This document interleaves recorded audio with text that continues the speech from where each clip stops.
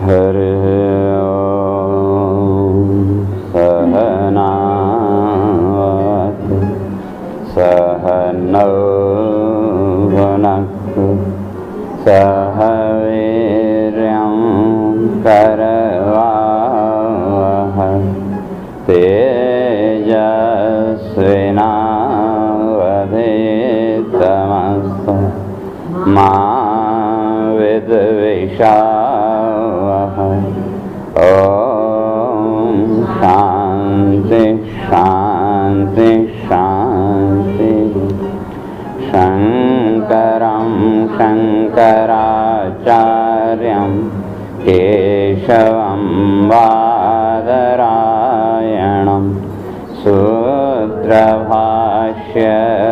कृतौ वन्दे भगवन्तौ पुनः पुनः।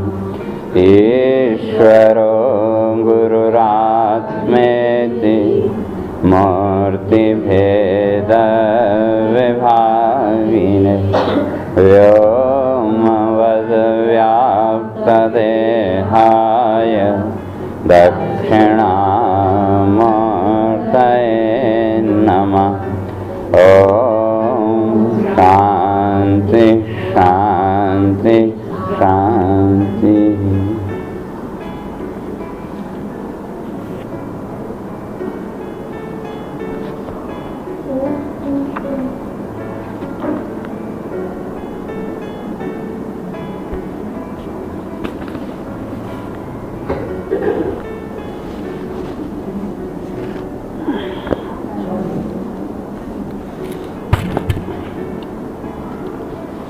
ओम ये कायनोऽसौ द्विफलस्त्रिमूल चतुरस पञ्चविधः षडात्मा सप्तत्वगष्टविटवो नवाक्षो दशच्छदी द्विखगो ह्यादिवृक्षः त्वमेक एवास्य सतप्रचोदे त्वं सन्निधानं त्वमनुग्रहश्च त्वन्मायया संवृतचेतसस्त्वां पश्यन्ति नानानविपश्चितो ये बिभर्षिरूपाण्यवबोध आत्मा क्षेमाय लोकस्य चराचरस्य सत्त्वोपपन्नानि सुखावहानि सताम भद्राणि मोहखलानाम् त्वय्यम्बुजाक्षाखिलसत्त्वधाम्नि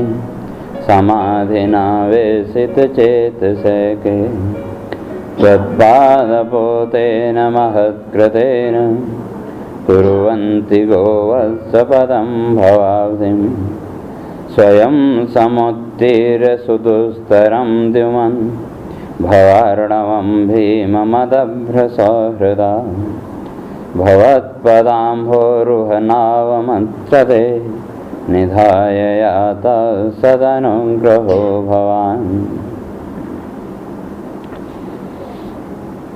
तो विचार चल रहा था जो देवता लोग हैं भगवान की स्तुति कर रहे थे और उसमें स्पष्ट करके आए थे कि वो जो परमात्मा जिसको हम कहते हैं वही एकमात्र सत्य है।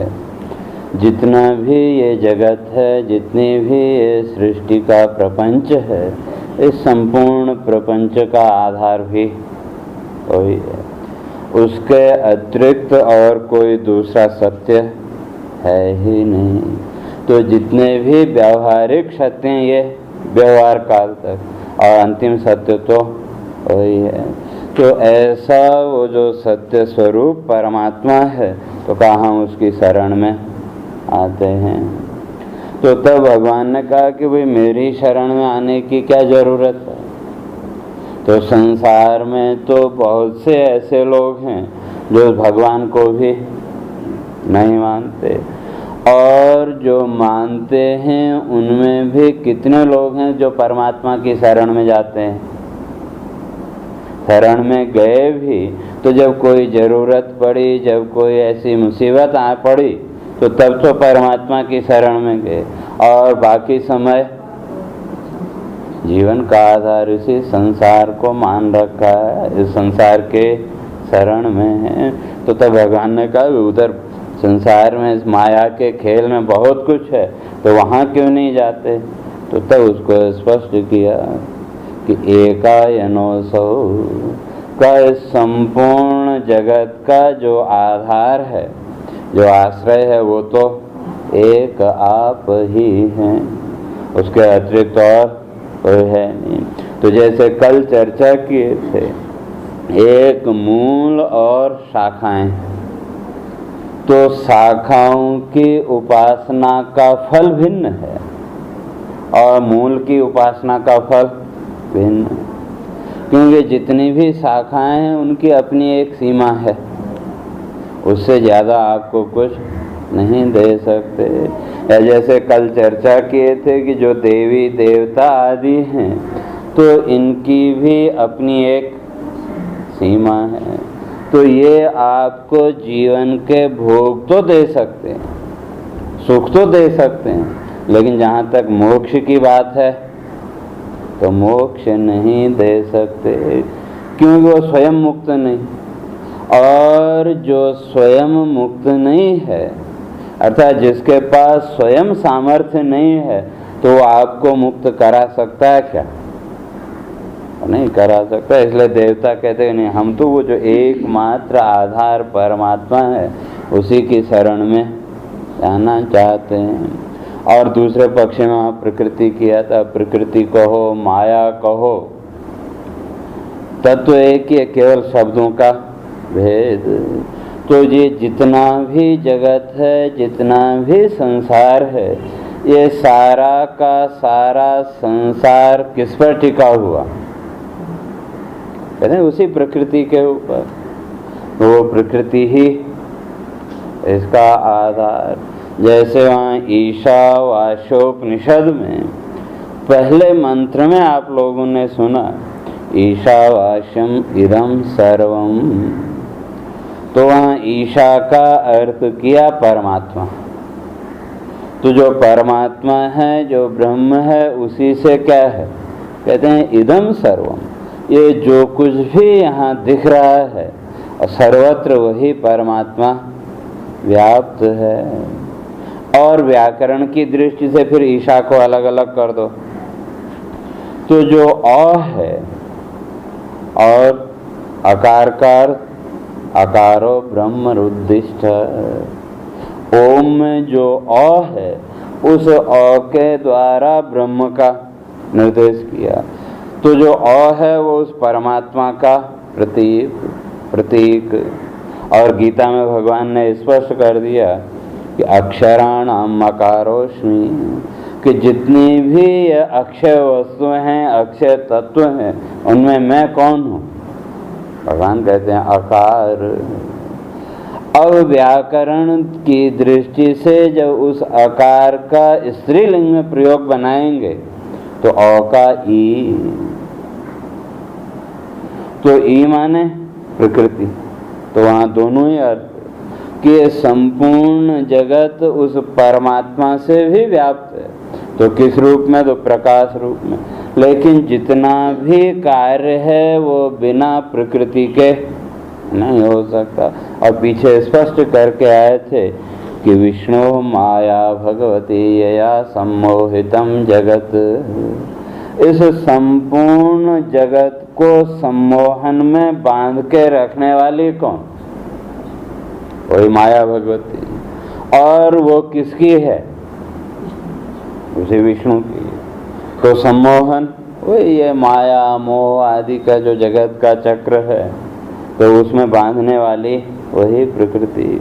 तो इसलिए देवता कहते हैं कि आप जगत की उपासना की जब बात करते हो तो इस संपूर्ण जगत का आधार क्या है? वही प्रकृति।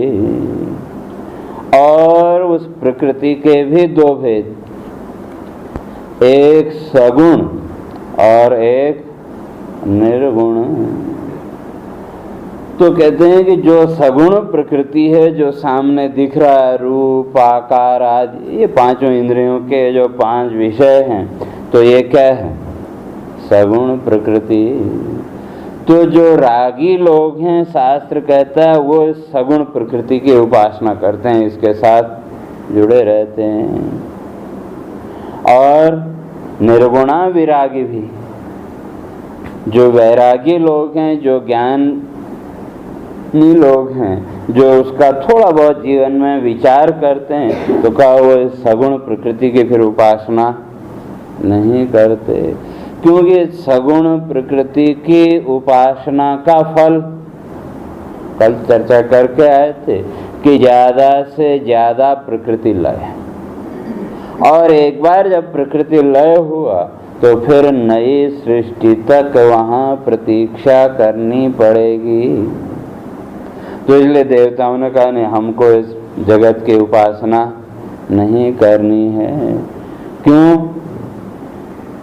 कहते हैं इसकी उपासना से मिलेगा क्या? इसको भले कितना भी हो करो। कौवा है तो किसी ने बड़ी अच्छी बात लिखी कि काकस्य चंचुर यदि स्वर्ण युक्ता मणिमाणिक्य युक्तौ चरणौ च तस्य एक एक पक्षे गजराज मुक्ता तथापि काको न च राजहंस। क्यों? जो कौवा है भले उसकी जो चोंच है उसको सोने से मढ़ दो, और जो पैर हैं कहते हैं मणिमाणिक्य युक्त चरणों चतस्य, उसके पैरों में जो भी ये हीरे जवाहरात आदि हैं सब उसके पैरों में और लगा दो। और एक एक पक्षे गजराज मुक्ता, और एक एक पंख में वो जो मोती है तो कौन सा? तो कहा गजराज मुक्ता। और कहते हैं कि जब हाथी बूढ़ा हो जाता है, बहुत ज्यादा उम्र का हो जाता है, तो उसके माथे पर भी एक मणि निकलती है और उसको सबसे कीमती माना। तो कहते हैं वो मणि भी उसके पंखों में लगा दो तो तब भी वो जो कौवा है कौवा ही रहेगा, राजहंस होने वाला नहीं है। तो जो उस गंदा खाने की जो उसकी आदत है, बोले कितना भी उसको करो वो तो खाएगा। तो कहते हैं उसी तरह से ये जो प्रकृति है भले इसको कितना भी हो करो, फिर भी इससे मिलने वाला कुछ नहीं। और जहाँ तक प्रकृति की बात करें तो क्या है? तो क्या पर वंचनेच्छा माया। माया का सीधा अर्थ किया, माया कहो प्रकृति कहो, तो क्या पर वंचनेच्छा, दूसरे को ठगना। और ये जो माया भगवती है, प्रकृति है, तो इसने भी जीवन भर आपको ठगने के अलावा और क्या किया? हम संसार संसार कहते हैं, लेकिन आज तक कुछ पकड़ में आया क्या? दिख रहा है सब कुछ है, लेकिन पकड़ में कुछ नहीं। जैसे यूँ समझो है ना, जादूगर, जो जादूगर है वो खेल दिखाता है और हमको पता है कि वो खाली दृश्य दिखाता है, लेकिन फिर भी वहाँ हम जाते हैं कि नहीं? गए, और जो भी उसका टिकट आदि, आजकल तो वो व्यावसायिक हो गया, पहले तो छोटे मोटे तो कहीं भी सड़क के किनारे वो खेल दिखाने लगे, जो मिल गया उससे उनका जीवन चलता। लेकिन आजकल समय के साथ वो भी थोड़ा परिष्कृत हुआ, तो अब बड़े बड़े हॉलों में वो शो होने लगे। तो उस जादूगर के शो को देखने के लिए आप गए कि नहीं? जो भी उसका टिकट है वो पैसा भी खर्च किया, और 2-3 घंटे का जो समय है वो समय भी ओके, लेकिन आपको मिला क्या? वो जो जादूगर है उसने आपको ठगने के अलावा और क्या काम किया? जो भी उसने दृश्य दिखाए उसमें से आप किसी दृश्य को पकड़ सकते हैं क्या? तो 2.5-3 घंटे के लिए ठगे जाने के लिए वहाँ गए कि नहीं? ये तो सब जानते, लेकिन फिर भी आते हैं। या दूसरे शब्दों में कहें तो वो जो जादूगर है 2-3 घंटे उसने जो भी खेल दिखाया, तो सामने बैठे हुए जितने भी व्यक्ति हैं उन सबको बेवकूफ़ी तो बनाया। और लोक व्यवहार में कोई आपको ठगे या आपको भ्रमित करे तो उसको 4 गालियां देते हैं और उस जादूगर की प्रशंसा करते हैं, उसने ऐसा खेल दिखाया, ये खेल दिखाया। तो वही खेल कहते हैं माया का भी है। ये जितना भी ये संसार है ये सारा खेल किसका है?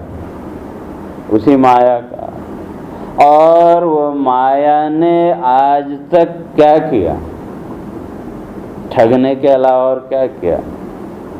गर्मी आई तो गर्मी से परेशान होने लगे तो थोड़ी सी बारिश आ गई, और जब बारिश आई थोड़ा सा मौसम ठंडा हुआ तो हम खुश हो जाते हैं कि नहीं मौसम बढ़िया हो गया।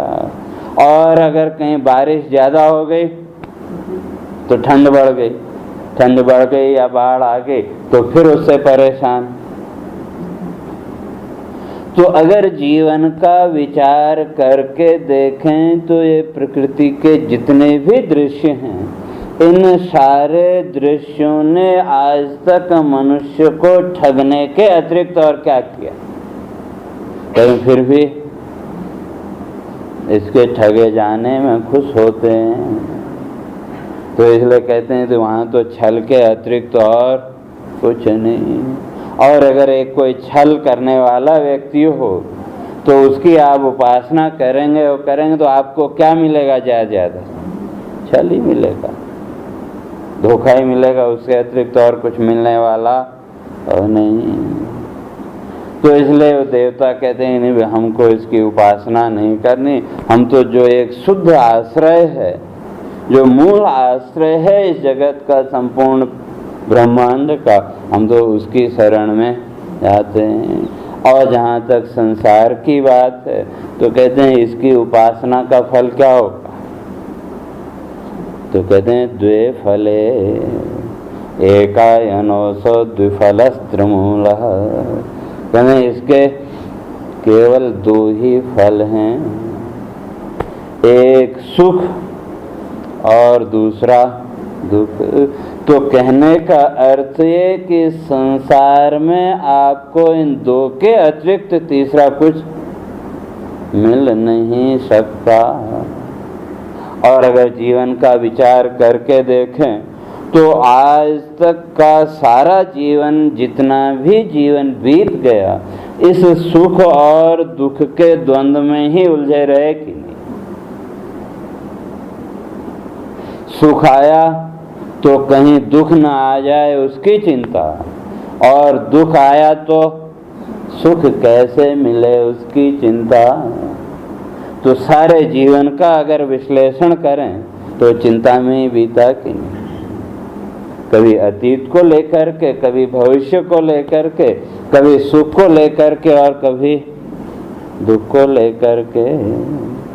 और जहाँ तक सुख दुख की बात है तो वास्तव में अगर देखें तो शास्त्रकार कहते हैं सुख और दुख कुछ है ही, आपके मन की मान्यता के अतिरिक्त और कुछ नहीं। और योग दर्शनकार ने तो उसको स्पष्ट कर दिया, कहते हैं अनुकूल वेदनीयम सुखम और प्रतिकूल वेदनीयम दुखम। और वेदना माने तो वेदना के 2 अर्थ हैं, एक ज्ञान और दूसरा पीड़ा। वेद माने ज्ञान भी है और वेदना जब हो गया तो पीड़ा। तो ज्ञान और पीड़ा। तो सुख क्या है? तो कहते हैं आपके मन के अनुकूल जो ज्ञान है या आपके मन के अनुकूल जो पीड़ा है उसका नाम सुख, और आपके मन के अनुकूल जो नहीं है उसका नाम दुख।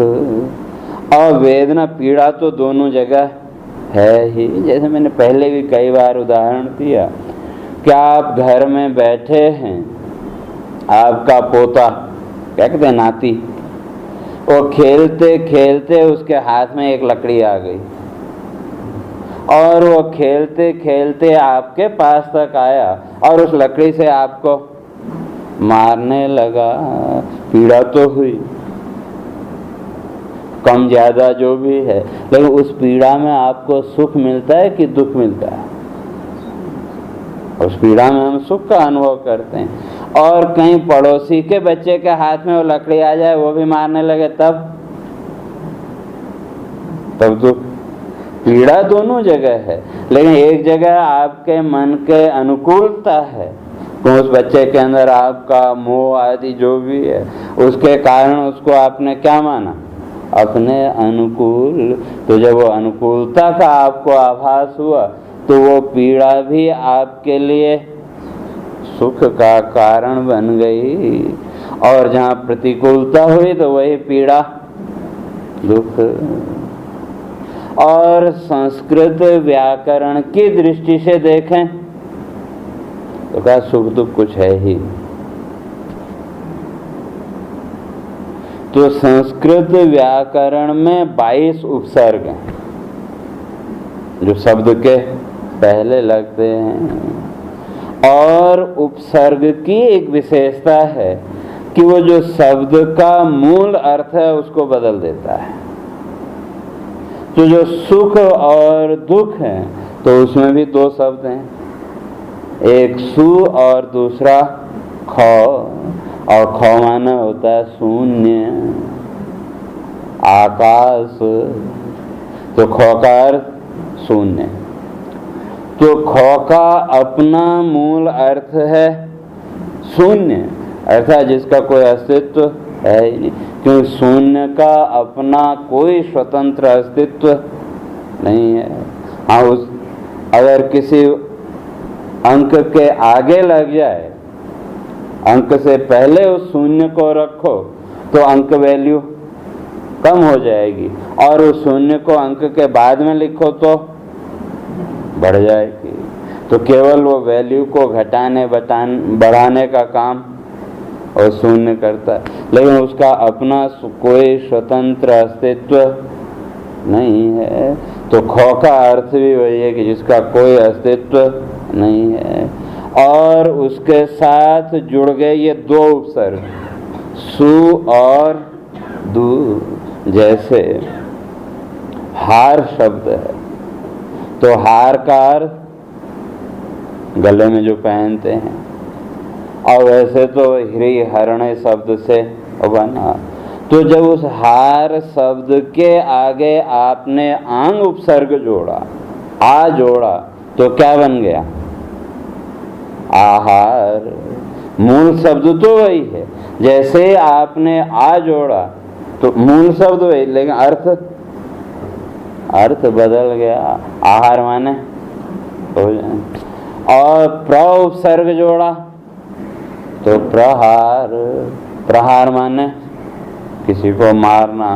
तो आहार, विहार, प्रहार आदि इत्यादि उपसर्ग जोड़ते चले जाओ, मूल शब्द वही है, लेकिन अर्थ हर बार बदलता चला जाएगा। तो उसी तरह से यहाँ भी सु और दु ये दोनों ही क्या है? दोनों ही उपसर्ग हैं। तो ये उपसर्ग लगते ही जो ख का मूल अर्थ था वो अर्थ ही बदल गया। तो वास्तव में फिर सुख और दुख क्या है? अगर कुछ है तो शास्त्रकार कहते हैं दिखाओ।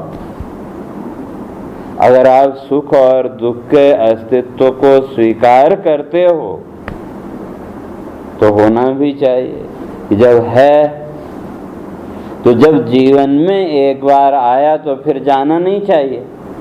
लेकिन ये सुख दुख की जो स्थिति है ये तो आई और गई। और सुख और दुख दोनों जीवन में चलते कैसे?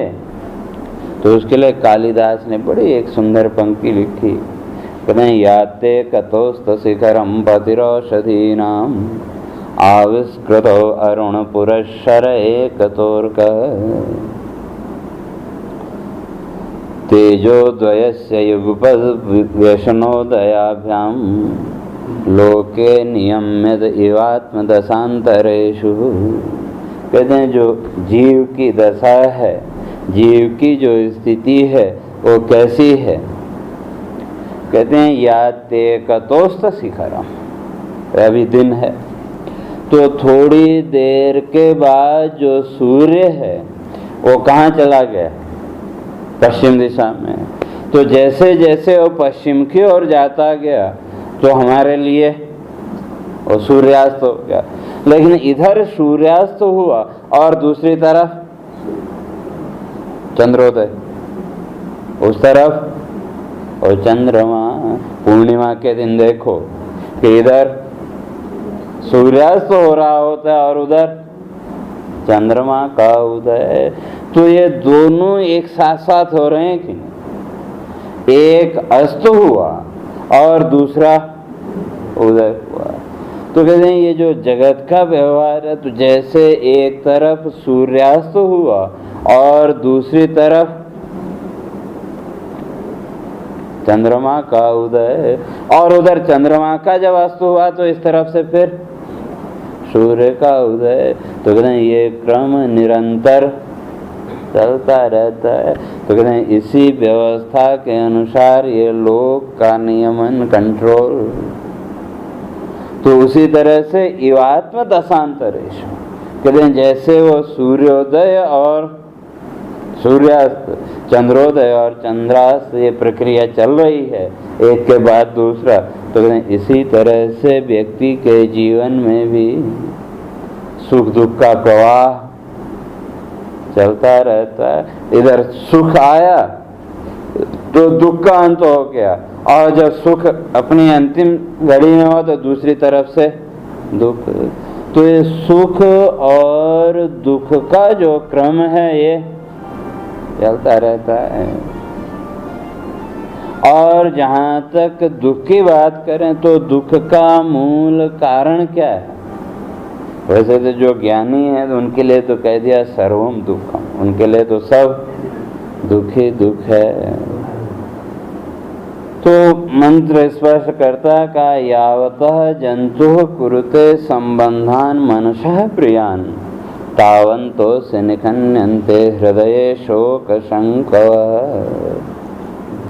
संबंधान मनसः प्रियान, जब तक मन को अच्छी लगने वाली वस्तुओं के साथ आपका संबंध है, कहते हैं तब तक आपका हृदय दुख से रहित नहीं हो सकता। और जीवन का विश्लेषण करके देखें तो हमारा जो संबंध है जीवन का वो किसके साथ है? जो मन को अच्छी लगने वाली है। इसलिए वहाँ कठोपनिषद में दो ही मार्ग होता है, एक श्रेय और एक प्रेय। तो जो प्रेय मार्ग अर्थात प्रिय लगने वाला, लेकिन प्रिय है नहीं।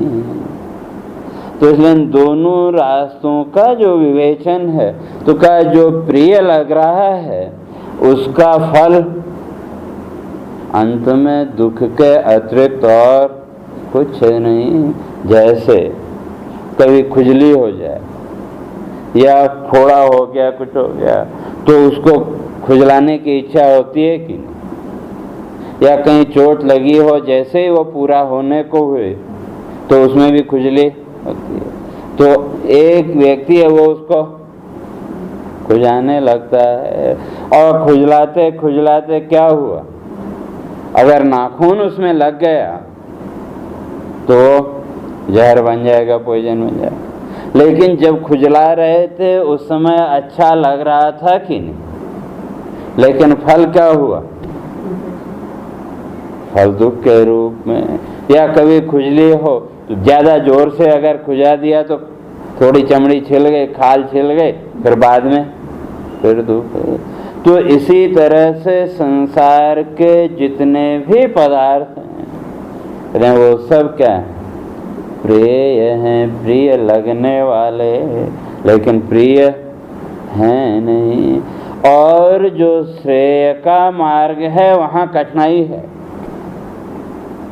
इसलिए दोनों मार्गों का विवेचन किया कि जो प्रेय का मार्ग है वो तो बड़ा सुंदर बगीचा आपको मिल रहा हो, बड़ी प्रसन्नता शुरू में आपको होगी, लेकिन जो श्रेय का मार्ग है तो वो तो मरुस्थल में चलने की तरह है। मरुस्थल एकदम जहाँ न कोई पेड़, न कोई पानी, न कोई, जहाँ दिशा का भी कोई आपको पता नहीं, वो स्थिति। अब उस मरुस्थल में अगर आपको चलना पड़े तो क्या स्थिति होगी, कल्पना करो। लेकिन वो स्थिति थोड़ी देर की है, आगे जाके वो स्थिति बदल गई। तो इसलिए एक बार एक कथा आती है कि जो देवलोक में जो देवता हैं उन लोगों ने विचार किया, कहा कि भाई जो मनुष्य हैं पृथ्वी में तो इनको तो देवलोक तक तो लाना चाहिए, और यहाँ तक लाने के लिए रास्ता भी बनाना पड़ेगा। तो रास्ता बनाने का काम सौंपा विश्वकर्मा को। तो कहा कि वे जो पुण्यात्मा हैं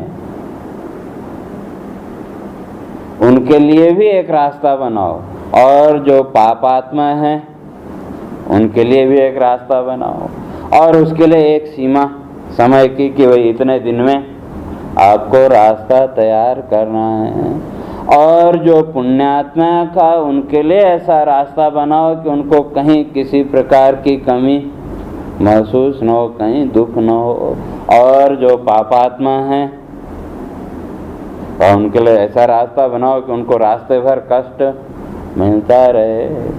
तो विश्वकर्मा को वो काम सौंप दिया, और विश्वकर्मा ने एक निश्चित समय पर एक रास्ता बनाया। और जब रास्ता बनाया, सब देवता लोग देखने आए तो सबने कहा कि हमने तो आपको 2 रास्ते के लिए कहा था, अब आपने तो एक ही बनाया है और समय भी बहुत कम बाकी है, तो कैसे करोगे। तो विश्वकर्मा ने कहा आप लोग चिंता मत करो, वो भी हो जाएगा। तो अब विश्वकर्मा है तो इसलिए एकदम से संशय भी, या आजकल की तरह घोटाले वाली बात वहाँ कोई नहीं थी, क्योंकि जब तक वो प्रामाणिकता सिद्ध नहीं हो जाए तब तक आरोप नहीं लगा सकते। तो देवता लोग भी ऐसे, और जब एक निश्चित समय पर मनुष्य लोक के मनुष्यों का जब जाना आरंभ हुआ तो रास्ता तो वो एक ही था। तो उसमें दोनों तरफ बढ़िया फलदार वृक्ष हैं, बढ़िया वो है, और दोनों पापात्मा भी और पुण्यात्मा भी, दोनों के लिए रास्ता तो वो एक ही था। तो जैसे वहाँ देवलोक में पहुँचे तो उनसे पूछा गया वे रास्ता कैसा था।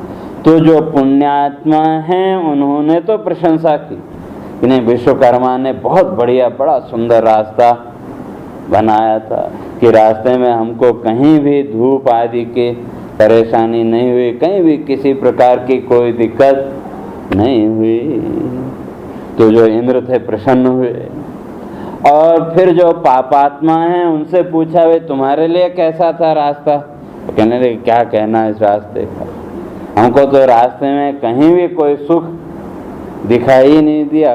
तो इतने बड़े बड़े पेड़ विश्वकर्मा ने लगाए, लेकिन उसके पत्तों के बीच से आती हुई जो सूर्य की किरणें, हम तो उनसे हमेशा ही परेशान रहे, कहीं भी हमको रास्ते में कोई सुख मिला ही नहीं। तो अब एक ही चीज, रास्ता एक है, तो उसी में एक को सुख की प्रतीति हो रही है और दूसरे को दुख की।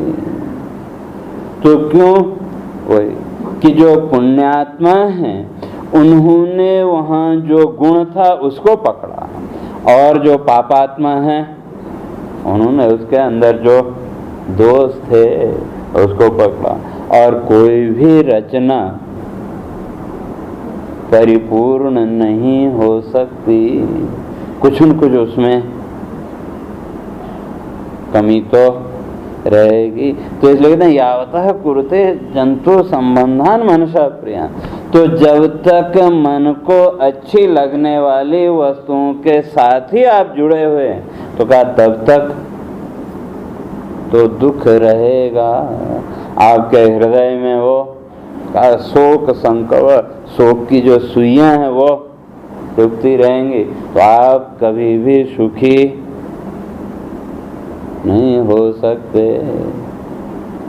और सुखी होने के लिए पहली बात तो ये कि जिन वस्तुओं के साथ आपका राग है उनसे विचार पूर्वक अपने आप को अलग करना पड़ेगा।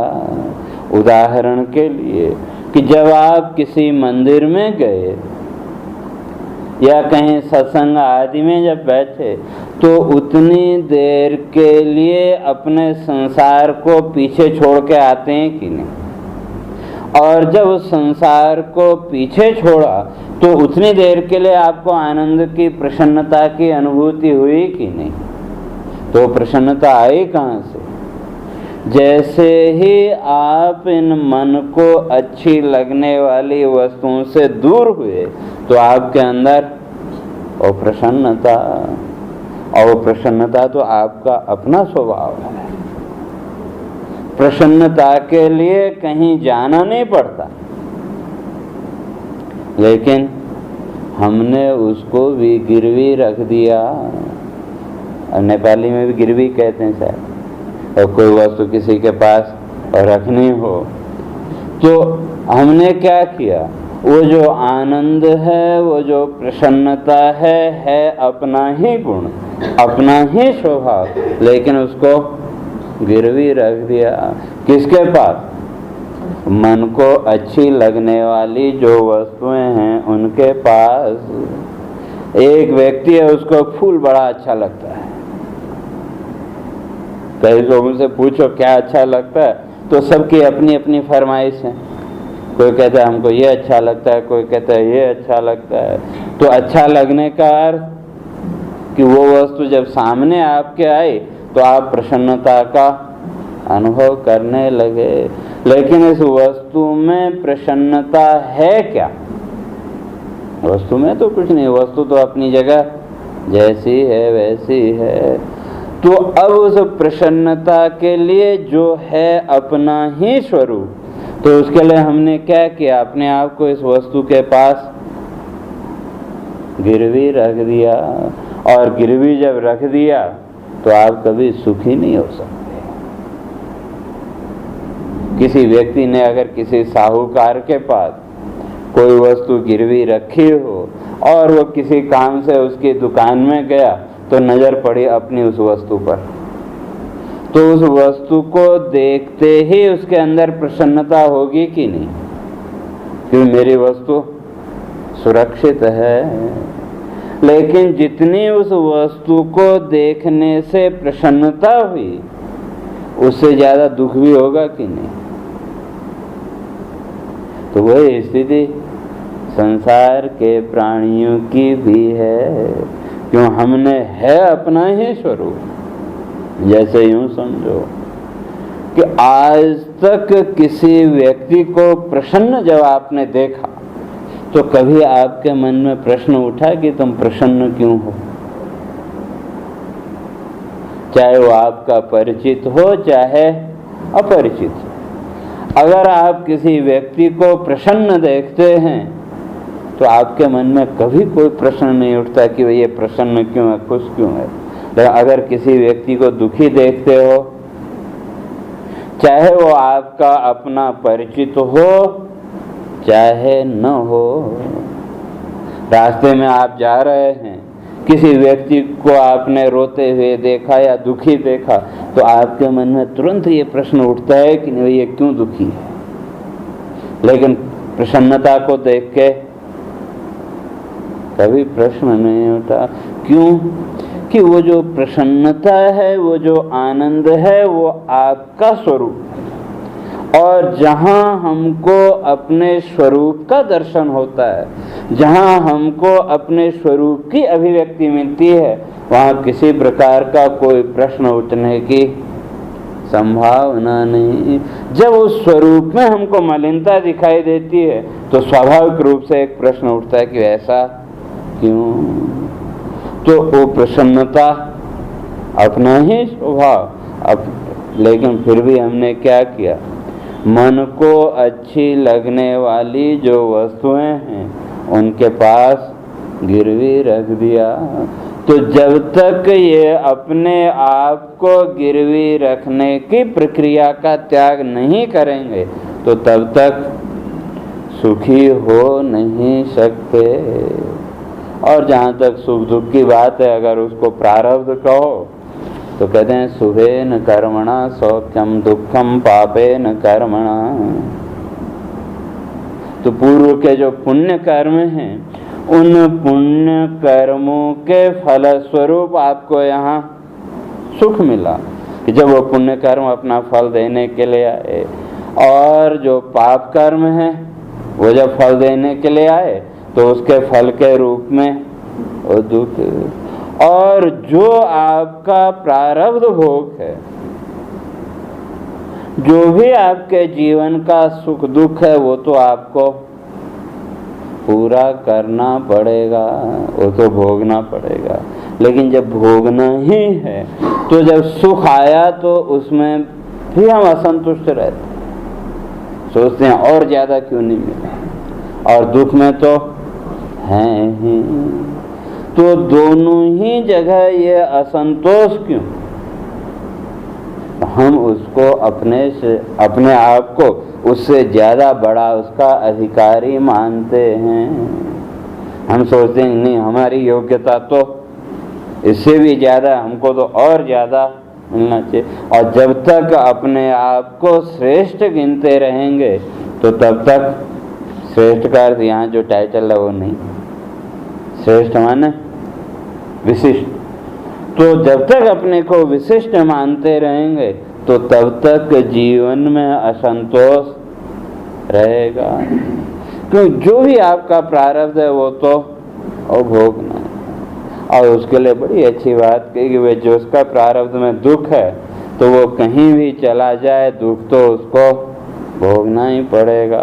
तो एक बड़ा सुंदर उदाहरण कवि ने लिखा, तो कहते हैं खलवाटो दिवसे शरस्य किरणै संतापितो मस्तकै वाञ्छन्ते शमनातपं विधिवसात् तालस्य मूलं गतः तत्रापि महाफलेन पतता भग्नं सशब्दं शिरः प्रायो यत्र भाग्यरहितः गच्छति तत्रापदां भाजनम। कहते हैं जहाँ आपका जो भाग्य होगा, चाहे वो सुख का हो चाहे दुख का हो, तो भोगना पड़ेगा। तो उदाहरण दिया, कहते हैं खलवाटा, खलवाटा ना जिसका सिर एकदम साफ हो। तो ऐसा वो जो गंजा व्यक्ति, कहते हैं कहीं जा रहा था और धूप भी तेज थी। अब बाल वगैरह हो तो थोड़ा बचाव हो जाता है, अब बाल नहीं हो तो धूप और तेज लगती है। तो सूर्य के किरणों से बेचारा बड़ा परेशान गर्मी से, तो सोचा कि वे कहीं छाया मिल जाए तो थोड़ी देर सुस्ता लें फिर आगे चलें। तो देखता रहा, तो इतने में कहते हैं एक उसको नारियल का पेड़ दिख गया, और नारियल के पेड़ की छाया कितनी, लेकिन जब आदमी एकदम परेशान हो तो थोड़ा सा भी वो मिले तो वहाँ कम से कम सिर को तो थोड़ा बचाव होगा। तो कहते हैं विधिवसात् तालस्य मूलम गतः। देखो उसका भाग्य उसको कहाँ लेके गया, उसी नारियल के ताड़ के पेड़ के नीचे। अब वहाँ खड़ा हुआ, सोचा ही नहीं चलो थोड़ा राहत तो मिली, बड़ी प्रसन्नता हुई। तो कहते हैं इतने में ऊपर से वो जो नारियल था वो गिरा और सीधे उसकी खोपड़ी पर। और नारियल का पेड़ कितना ऊंचा होता है, और वहां से वो 2-3 किलो का और नारियल जब गिरा तो सिर में पड़ा और सिर फट गया। तो अब बताओ उसको सुख मिला कि दुख? तो गया था सुख की लालसा में, लेकिन मिला क्या? दुख। तो कहने का अर्थ ये कि जीवन का जो भी सुख दुख भोग है, अर्थात पूर्व जन्म में किए गए कर्मों का जो फल, वो तो भोगना पड़ेगा। और अगर मनुष्य जीवन का विचार करके देखें तो आगे देवता स्पष्ट कह रहेंगे कि ये जो शरीर है का ये भी आपका नहीं है, ये शरीर भी आपको मिला है तो ये भी परार्थ है ना, लेकिन उसका हम उपयोग अपने लिए करते हैं, वो आगे स्पष्ट करेंगे। तो कहने का जो भी आपका वो प्रारब्ध है, जो भी जीवन का मिला, तो ये जो जीवन है अगर उसका विश्लेषण करके देखें तो पूर्व जन्म में किए गए जो पाप कर्म हैं, अशुभ कर्म हैं, उनका दंड, और जो पुण्य कर्म किए हैं उनका पुरस्कार। तो इसलिए यहाँ वो दोनों ही साथ साथ, वो जो दंड है उस दंड को भी भोगना है और जो पुरस्कार है उसको भी भोगना है। तो उसके लिए तो आप बाध्य हैं, कि जो अवश्यंभावी है वो तो भोगना है। लेकिन वही देवता वही कहते हैं कि संसार में अगर उपासना करेंगे, अगर इसका वो करेंगे तो यहाँ तो पाप भी होगा और पुण्य भी होगा, और जब पाप पुण्य होगा तो फिर सुख और दुख रूपी जो दो फल हैं ये तो खाने ही पड़ेंगे। भूख लगी हो और सामने कुछ न हो तो फिर जो मिल जाए उसको खा लेते हैं कि नहीं, तो कम से कम क्षुधा की तो निवृत्ति। और इसलिए देवता कहते हैं यहाँ तो जो मिल जाए वाली बात है ही नहीं, खाली दो ही चीजें हैं, उसके अतिरिक्त तीसरा कोई विकल्प है ही नहीं। विकल्प हो तो आप चुन सकते हैं, लेकिन जब विकल्प ही नहीं है तो फिर तो खाना ही पड़ेगा। हाँ विकल्प है वो है आनंद का, लेकिन वो तो इस संसार से मिलने वाला है नहीं। और जहाँ तक अपनत्व की बात है, जिस संसार के मोह में आप पड़े हुए तो यहाँ अपना कौन है? कोई भी अपना नहीं। इसलिए किसी को बड़ी अच्छी बात लिखी था, जिसको आप अपना कहते हो और ठीक है चलो मान लेते हैं आप अपना कहते हो, कि यद्यपि आपनो होए तब दुख में करत नशीर, हिंदी का पद है। ज्यों दुखती अंगुली निकट ताहि दूसर न पीर। कहते हैं यदि भी अपना है, हम अपना अपना कहते हैं, लेकिन जब जीवन में दुख आया तो उस दुख में कौन आपकी मदद करेगा? न कोई दुख में आपके दुख को बांट सकता है और न कोई आपके सुख को बांट सकता है। जो भी सुख दुख का भोग है वो तो भोगना ही पड़ेगा। लेकिन फिर भी मनुष्य आशा करता है कि भाई दुख के क्षणों में वो काम आएगा, ये काम आएगा। अब कौन काम आएगा कौन नहीं आएगा ये तो विधाता जाने। और जहाँ तक उसकी बात है जिसको आप अपना मानते हैं, तो कहते हैं कोई अपना नहीं है। तो उदाहरण या कि जब आप कभी सब्जी तैयार कर रहे हैं या कुछ कर रहे हैं तो अचानक वो छुरी हाथ में लगी, थोड़ा कट भी गया, तो आपने क्या किया? उसमें पट्टी आदि बांधी और आपकी उस उंगली में दर्द भी हो रहा है, उससे आप परेशान भी हैं। लेकिन बाकी की जो 4 उंगलियां हैं उनको उस उंगली के दर्द से कोई मतलब है क्या? अब ज्यादा हो जाए पूरा तो फिर भले वो है, तो एक हाथ के दर्द से दूसरे हाथ को कोई मतलब है क्या? है तो इसी शरीर का। बाकी जो दूसरे लोग हैं वो तो दूर हैं, लेकिन ये तो आपका ही शरीर है, इसमें तो आपका अपना तो सबसे ज्यादा है। और एक ही अवयव से जुड़े हुए, एक ही मूल से जुड़ी हुई जब 2 उंगलियों में एक को दूसरे के सुख दुख से कोई मतलब नहीं, तो फिर संसार में किसको किससे होगा? तो केवल ये मान लेना कि भाई अमुक मेरे सुख का साथी है या दुख का साथी है, या वो सुख में मेरा साथ देगा या दुख में मेरा साथ देगा, कहते हैं ये केवल आपके मन का भ्रम मात्र, उससे ज्यादा और कुछ नहीं। या दूसरे शब्दों में कहें तो अज्ञान मात्र, उससे ज्यादा और, क्योंकि जो भी आपका सुख दुख का भोग है वो तो आपको ही भोगना पड़ेगा। हाँ केवल दूसरे आया थोड़ी सांत्वना दी तो हम सोचते हैं कि नहीं हमारा दुख थोड़ा कम हो गया। लेकिन भोगने जो भी पीड़ा का एहसास है वो तो आप, हम जाते हैं किसी को सांत्वना देने तो क्या कहते हैं, तो हम समझ सकते हैं कि तुमको कितना दुख है या कितनी पीड़ा है, हम समझ सकते हैं। लेकिन समझते किसके आधार पर? तो एक कल्पना कर लेते हैं कि जो दुख हमने जीवन में भोगा तो उस दुख के आधार पर हम एक कल्पना करते हैं कि ऐसा होगा। लेकिन वो दुख की स्थिति क्या है, तो जिसको दुख हो रहा है वही जानता है।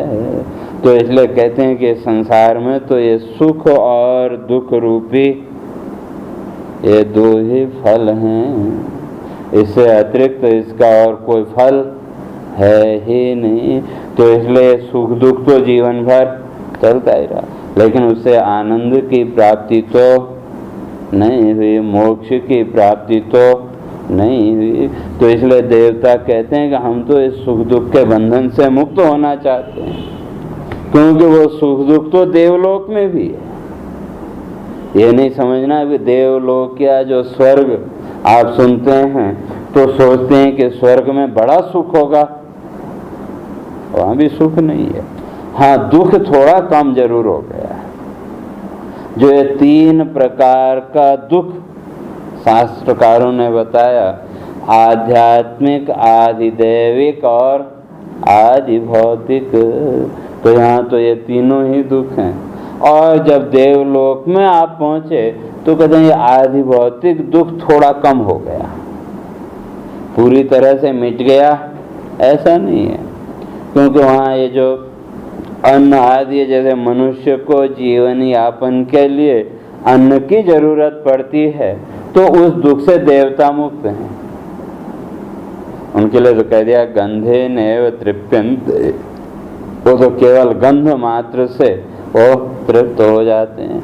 जैसे देवताओं की पूजा अर्चना करनी हो तो धूप आदि दिखाते हैं कि नहीं, वो किसके लिए?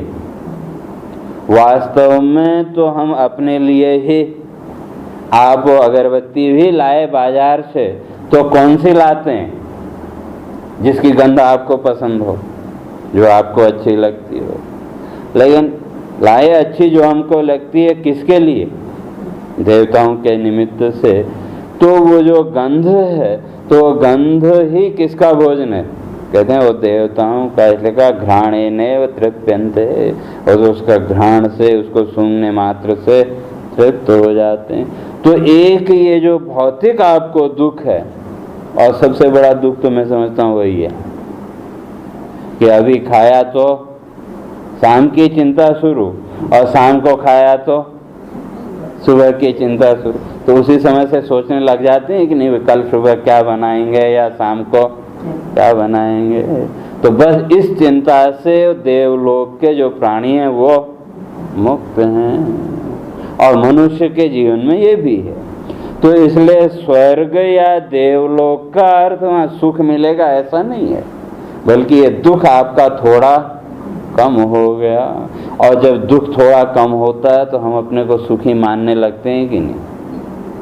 कोई कष्ट हो, पीड़ा हो, और आप डॉक्टर के पास गए या कुछ आपने ऐसी वस्तु खाई, उससे थोड़ा सा आराम हुआ, तो थोड़ा सा आराम होते ही अपने को क्या मानने लगे? सुखी।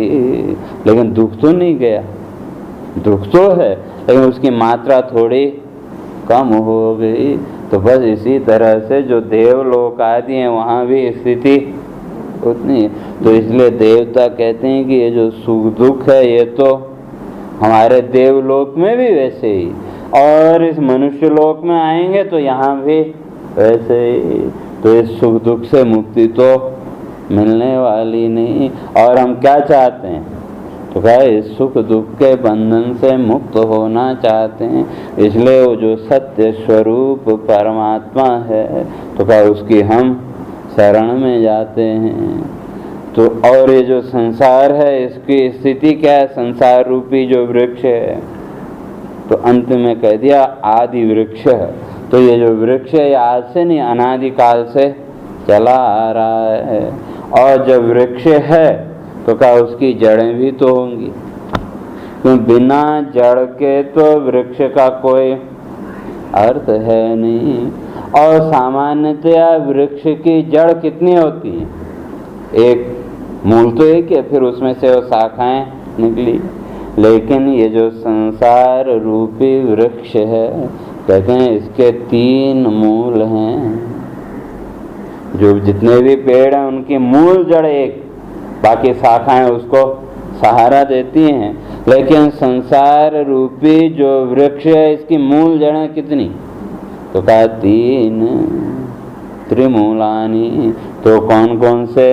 तो वही सत्व, रज और तम। तो ये 3 इसके मूल हैं। और मूल का काम है वृक्ष के लिए नीचे से रस को खींचना। तो अब जैसा रस होगा, जैसा वृक्ष होगा, उस हिसाब से उन जड़ों से रस खींचेगा। तो आपके मूल कितना संसार का? ये 3 सत्व, रज और तम। तो फल के रूप में भी क्या आएगा? वही रस आएगा। और ये तीनों ही गुण क्या हैं? आपके जीवन के आधार, आपके पूरे जीवन की जो प्रक्रिया है वो इन्हीं 3 गुणों पर टिकी हुई है। तो ये तीनों गुण कैसे जीवन को प्रभावित करते हैं, तो उसकी चर्चा फिर कल करेंगे।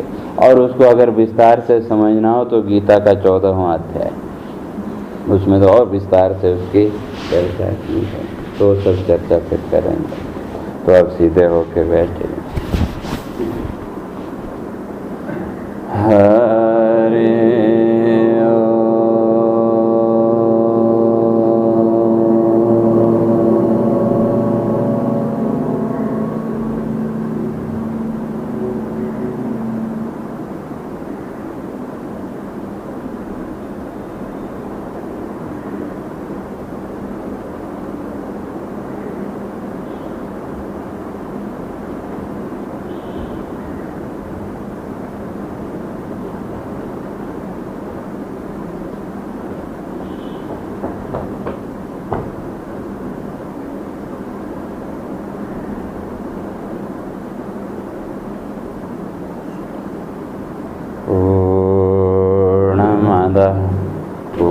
पूर्णमिदं पूर्णात् पूर्णमुदच्यते पूर्णस्य पूर्णमादाय पूर्णमेवावशिष्यते। ॐ शान्ति शान्ति शान्ति। शङ्करं शङ्कराचार्यं केशवं बादरायणं सूत्रभाष्यं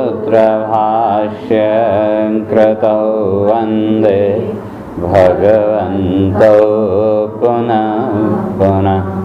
ईश्वरो गुरुरात्मेति मूर्तिभेदविभागिने व्योमवद्व्याप्तदेहाय दक्षिणामूर्तये